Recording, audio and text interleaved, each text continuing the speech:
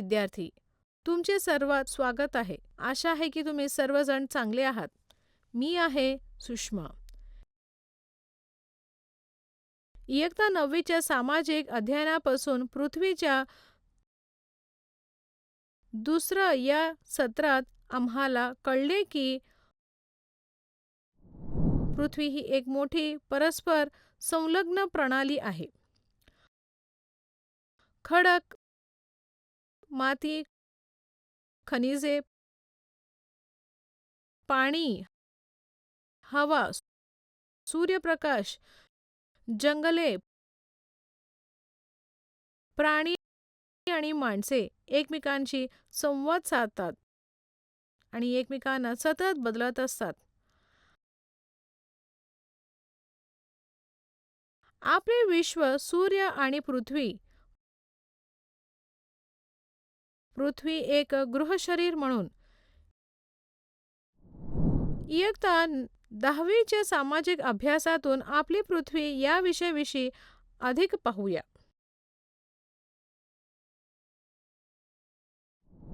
मुख्य शब्द: grid,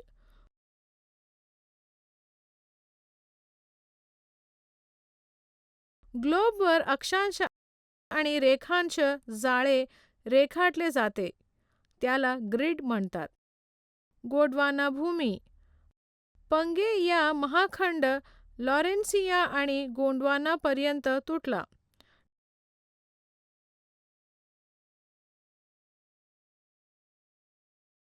time zone: Greenwich meridian पासून सुरू होऊन पूर्व आणि पूर्व पश्चिमेकडे जाणारे जग 24 टाइम झोनमध्ये विभागले गेले आहे. प्रत्येक झोनची रुंदी 150 रेखांश आहे. म्हणजे 1 टाइम झोन आणि नेक्स्ट मध्ये 1 तासाचा फरक आहे. प्रमाण वेळ: देश आपल्या प्रदेशातून जाणारा या मेरिडियनपैकी एका मेरिडियनच्या बाजूने वेळ निवडतात आणि संपूर्ण देशासाठी मेरिडियनच्या वेळेचा अनुसरण करतात. शिकण्याचे परिणाम आपण जाणून घेऊ शकाल. पृथ्वीच्या कवचाच्या हालचाली, पृथ्वीची ग्रीड प्रणाली, अक्षांश, रेखांश आणि काळाचा प्रश्न.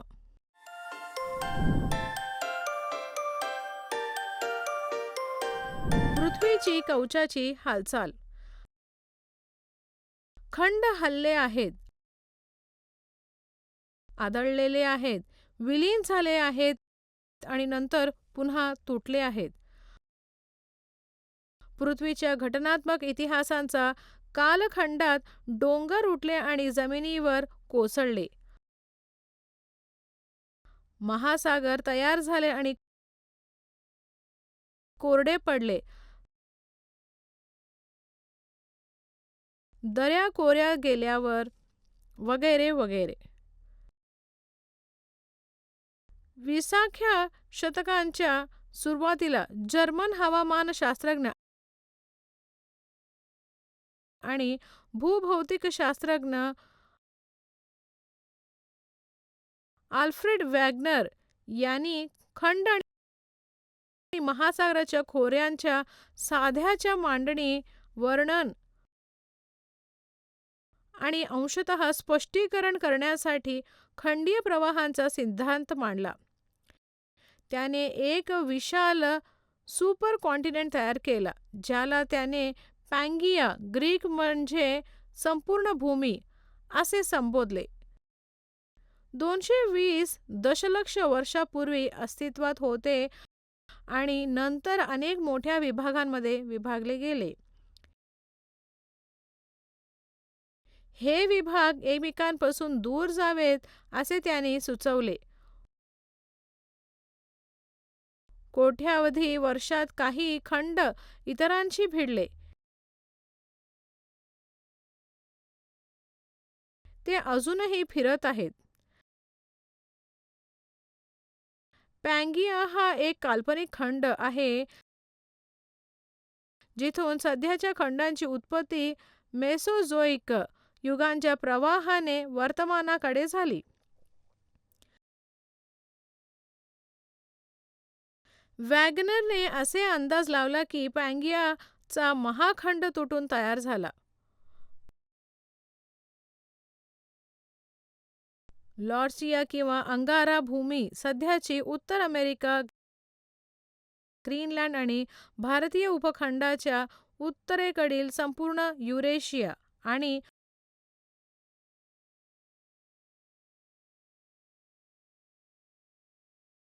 गोंडवाना भूमी सध्याची दक्षिण अमेरिका, आफ्रिका, मदागास्कर, भारत, अरबस्थान, मलेशिया, ईस्ट इंडीज, ऑस्ट्रेलिया आणि अंटार्क्टिका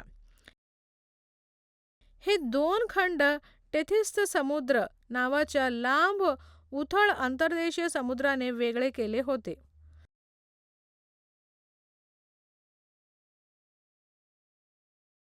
या खंडांना पृथ्वीवरील सध्याच्या आकारात या आणि स्थानांपर्यंत पोहोचण्यास लाखो वर्षे लागली. पृथ्वीची ग्रीड प्रणाली. आतापर्यंत आपण पृथ्वीची निर्मितीची प्रक्रिया आणि तिची अंतर्गत रचना याविषयी वाचले आहे. आता आपण नकाशे आणि ग्लोबवर ते कसे दर्शवले जाते हे पाहू. ग्लोब हा त्रिमितीय गोल आहे आणि नकाशा द्विमितीय आहे. एक ग्लोब संपूर्ण पृथ्वीचे प्रतिनिधित्व करतो, तर नकाशा संपूर्ण पृथ्वी किंवा त्याच्या फक्त एका भागाचे प्रतिनिधित्व करू शकतो. अक्षांश आणि रेखांश या काल्पनिक रेषा आहेत ज्या ग्लोब किंवा नकाशावर चालतात. एका पृथ्वीवर अक्षांश आणि रेखांश जाळे रेखाटले जाते. यालाच ग्रीड म्हणतात. ग्रीडच्या मदतीने आपण ठिकाणे शोधू शकतो आणि त्यांच्याबद्दल बरेच काही जाणून घेऊ शकतो. आता आपण अक्षांश आणि रेखांश समजून घेऊया. अक्षांश हे क्षैतिज रेषा आहे जे विषुववृत्ताचा उत्तर ते दक्षिणेचे अंतर मोजतात.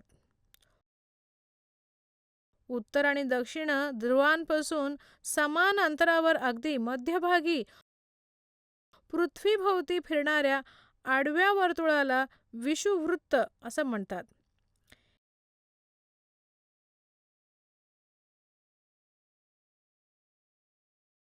हे पृथ्वीला उत्तर गोलार्ध आणि दक्षिण गोलार्ध म्हणून 2 समान भागांमध्ये विभागले जाते. हे 0 डिग्री अक्षांश म्हणून नेमलेले वर्तुळ आहे. भूमितीमध्ये कोन निश्चित केले जाते. अक्षांश, अंश, 0 डिग्री,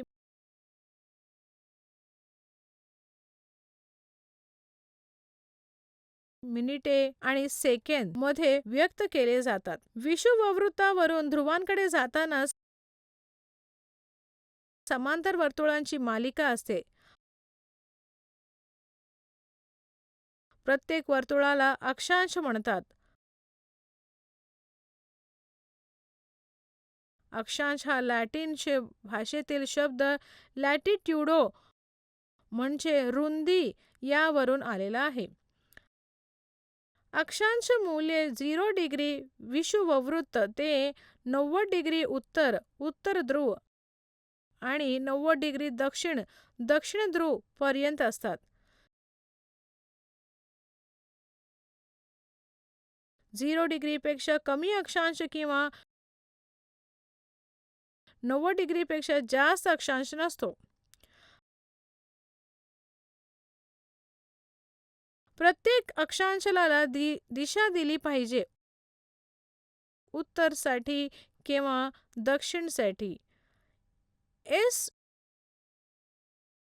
विषुववृत्तासाठी उत्तर किंवा दक्षिण पदनाम नाही. विषुववृत्त सर्व अक्षांपेक्षाही सर्वात मोठे आहे. दोन्ही बाजूंचे इतर सर्व अक्षांश हळूहळू ध्रुवांच्या दिशेने लहान होत जातात. विषुववृत्त आणि उत्तर ध्रुव यांच्यामधील पृथ्वीच्या त्या अर्ध्या भागातली उत्तर गोलार्ध म्हणतात.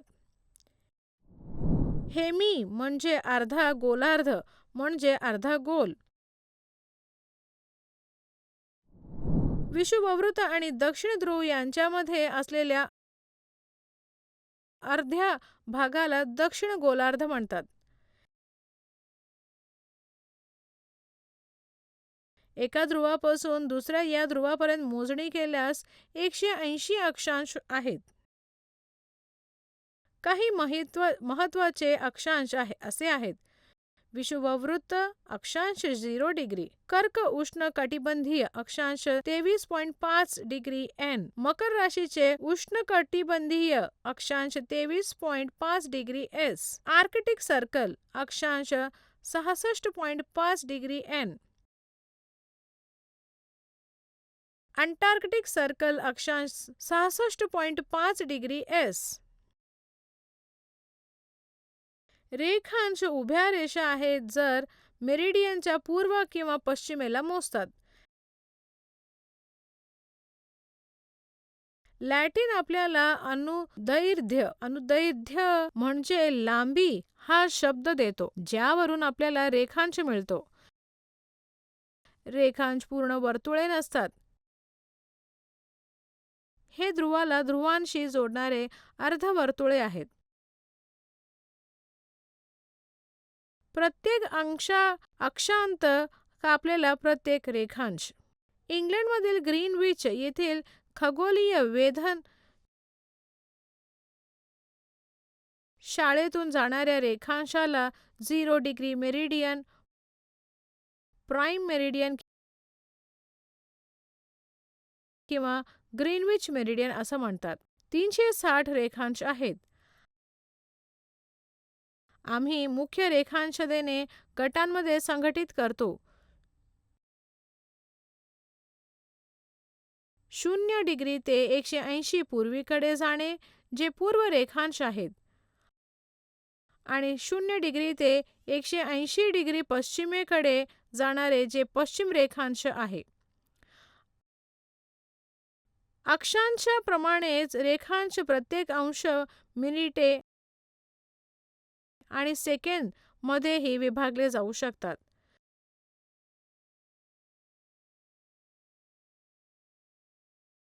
झिरो डिग्री रेखांशांच्या थेट विरुद्ध रेखांश 180 डिग्री याला अँटी मेरिडियन, अँटी म्हणजे विरुद्ध म्हणतात.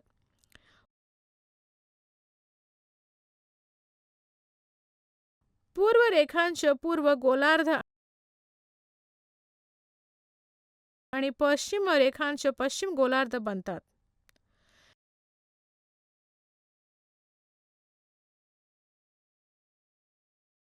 रेखांश आणि काळाचा प्रश्न.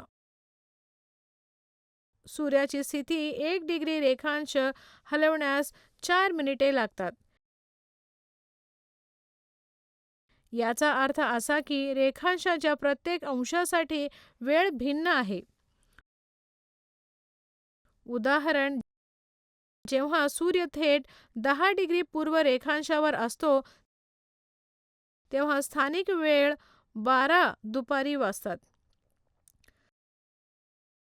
सकाळी 11:56 9 अंश पूर्व आणि रात्री 12:04 11 अंश पूर्व. त्यामुळे गोंधळ टाळण्यासाठी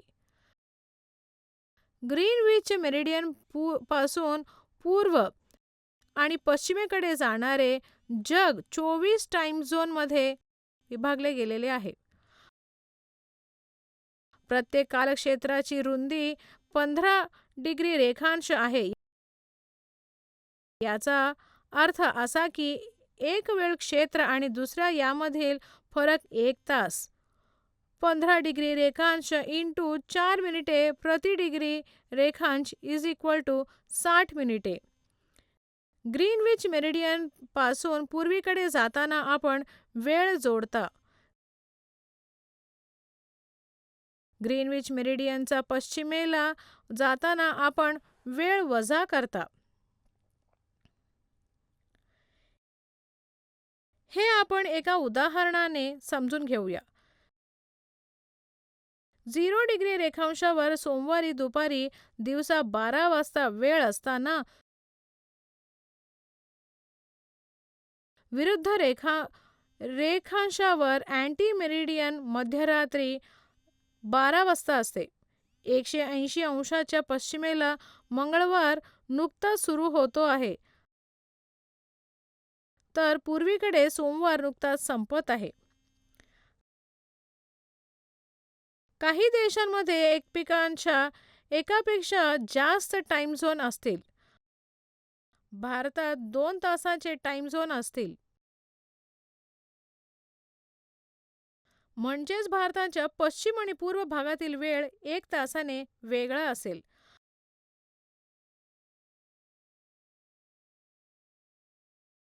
अशा परिस्थितीत काही देश आपल्या प्रदेशातून जाणाऱ्या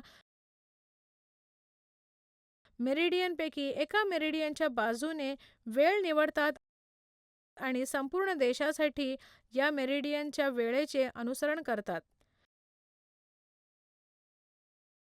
या वेळेला प्रमाण वेळ म्हणतात. भारतासाठी हे भारतीय प्रमाण वेळेनुसार वेळ आहे. याचा फायदा असा होतो की तुम्ही भारतात कुठेही असाल तर तीच वेळ आहे. मोठ्या संख्येने रेखांश पसरलेल्या देशांमध्ये वेळ ठेवणे अधिक गुंतागुंतीचे आहे. ते आपल्या देशाला अधिक सोयीस्कर टाइम झोनमध्ये विभागू शकतात. सामान्यतः एक टाइम झोन आणि दुसऱ्या वेळेच्या दरम्यान 1 तासाचा फरकासह. तुला माहिती आहे का, एका ठिकाणाहून दुसऱ्या या ठिकाणी वेळेचा गोंधळ होऊ नये म्हणून 82 डिग्री 30 सेकंद पूर्व 30 मिनिटे पूर्व रेखांश भारताचे मानक मेरिडियन म्हणून घेतले जाते आणि भारतीय प्रमाण वेळ म्हणून कार्य करते. ग्रीनविच आणि IST मधील अचूक फरक +51/2 तास आहेत. तर ह्या व्हिडिओमध्ये तुम्ही पाहिले आहे पृथ्वीच्या कवचाची हालचाल, पृथ्वीची ग्रीड प्रणाली, अक्षांश, रेखांश आणि काळाचा प्रश्न.